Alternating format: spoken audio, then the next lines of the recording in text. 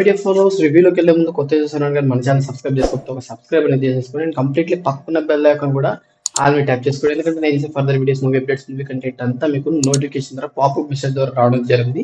Bell icon కూడా already tap చేసుకున్నట్లయితే ఇంకా కంప్లీట్లీ మూవీ విషయానికి వచ్చినట్లయితే భయ ఇప్పుడు ఒక ఎలక్షన్స్ టైంలో మనం మూవీ చూడాలనుకుంటే ఒకటి కన్నింగ్ అయితే చూడాలనుకుంటాం, లేదా అయితే పోటీ చెట్టు గట్టిగా యాక్షన్ డ్రాప్ అయితే చూడాలనుకుంటాం.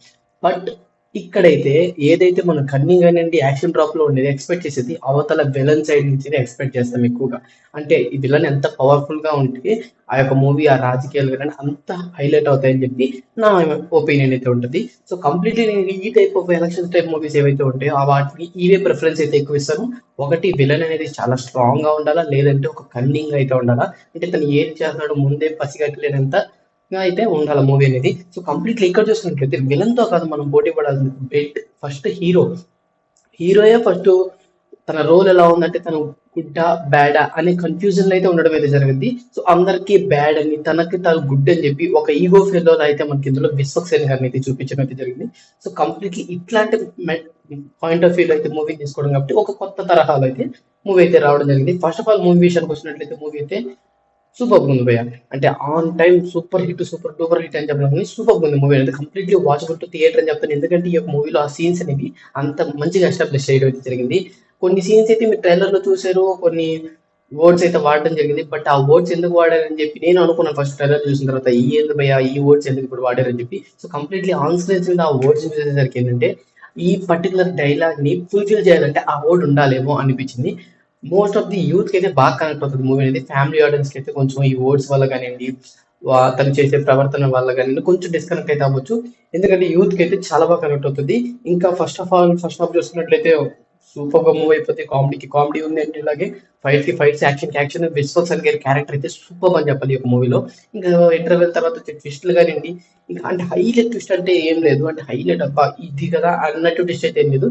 బట్ అలా మూవీ అనేది బోరింగ్ లేకుండా మూవీ అనేది ఈజీ కంప్లీట్ అయిపోతుంది. ఇంకా సాంగ్స్ కానివ్వండి, లవ్ ట్రాక్ కానివ్వండి, నేహా శెట్టి గారి పర్ఫార్మెన్స్ కానివ్వండి, అంజలి గారి పర్ఫార్మెన్స్ కానివ్వండి సూపర్ అని చెప్పుకోవాలి. ఇంకా ఆది గారి పర్ఫార్మెన్స్ కానీ అందరూ అయితే చాలా బాగుంటే చాలా బాగా చేస్తారు. విశ్వక్సేన్ మాత్రం వన్ మ్యాన్ షో అయిపోయాడు ఈ మూవీలో మాత్రం.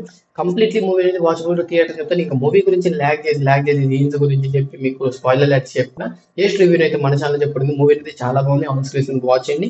సాంగ్స్ బాగున్నాయి, బీజిఎం బాగుంది, అండ్ అలాగే డైలాగ్స్ బాగున్నాయి. ఫ్యామిలీ ఆడియన్స్ తో కాకుండా మేబీ ఫ్రెండ్స్ తో కానీ ఒక గ్రూప్ వైజ్ గా వెళ్ళి చూసి ఇంకా మూవీ అనేది ఇంకా మంచిగా ఎంజాయ్ చేయొచ్చు అయితే నేనైతే చెప్తాను.